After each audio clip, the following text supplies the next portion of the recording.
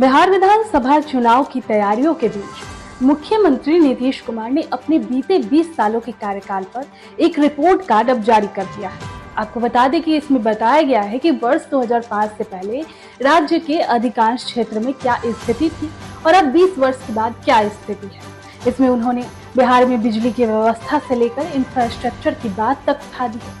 अब इसके अतिरिक्त शिक्षा, स्वास्थ्य और कृषि जैसे क्षेत्रों के बारे में भी तुलनात्मक जानकारी साझा की गई है। उन्होंने अपनी रिपोर्ट में ये बताया है कि नवंबर 2005 को नई सरकार बनी थी, तब से राज्य में कानून का भी राज है।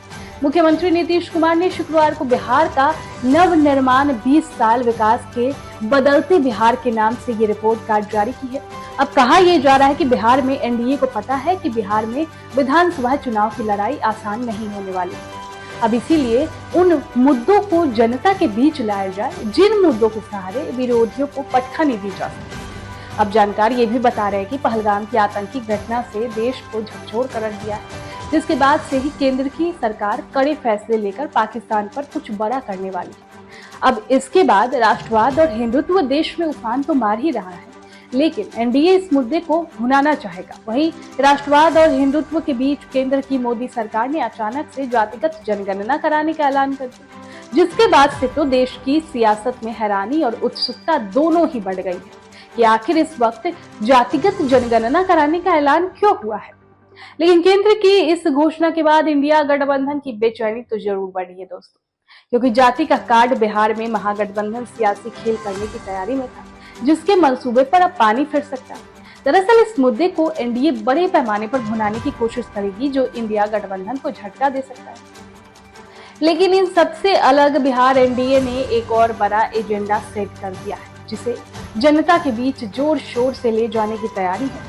एनडीए को लगता है कि अगर जनता के बीच इसे अच्छे ढंग से ले जाया जाए तो इसका बेहतर परिणाम चुनाव में एनडीए को मिलेगा। वो एजेंडा है नीतीश कुमार की अगुवाई वाली एनडीए की 20 साल के विकास के सफर का, जिसका पूरा खाका अब तैयार कर जनता के बीच ले जाने की पूरी तैयारी हो गई है। और वो एजेंडा क्या है, ये भी आपको बताते हैं।